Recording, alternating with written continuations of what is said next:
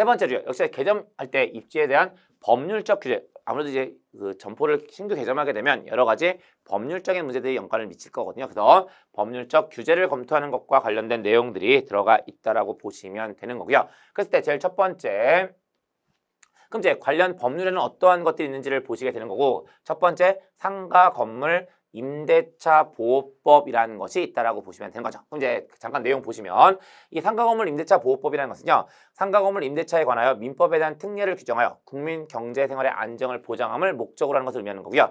어디에 적용되는 거냐면 사업자 등록이 대상이 되는 상가 건물에 적용이 된다라고 보시면 되는데, 여기서는 사업자 등록에 대상이 되는 상가 건물이라는 것은 소득세법, 부가가치세법, 법인세법에서의 사업자 등록에 대상이 되는 건물을 의미한다라고 보시면 되는 거예요.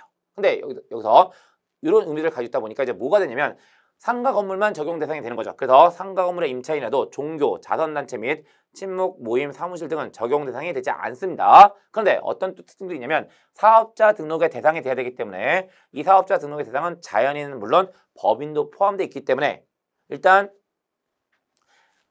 여기 이런 형태에 대한 적용되지 않지만 또 이제 자연인만 해당되는 것이 아니라 법인도 적용 범위가 된다라고 보시면 되겠죠. 그래서 그 상가 건물 임대차 보호법에 대한 적용 범위에 대한 내용들을 정리하시게 되는 거고요. 이렇게 간단하게 보면서 상가 건물 임대차 보호법에 대한 내용들을 보시게 되는 거고요.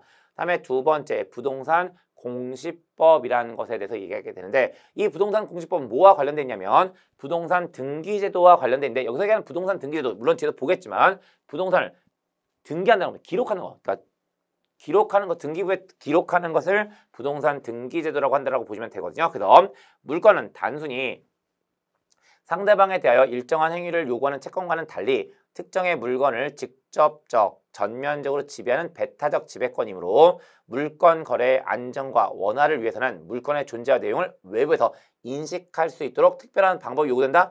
외부에서 인식할 수 있다는 것이 바로 뭐가 되냐면 등기, 기록한다는 겁니다. 그래서 법으로 물건의 존재와 내용을 일정한 공적 장부에 기재하여 공시하게 되는데, 이것이 바로 부동산의 공시제도인 등기가 된다라고 보시면 되는 거예요. 그래서 부동산 등기제도와 관련된 내용들 보시면 되는 거고요.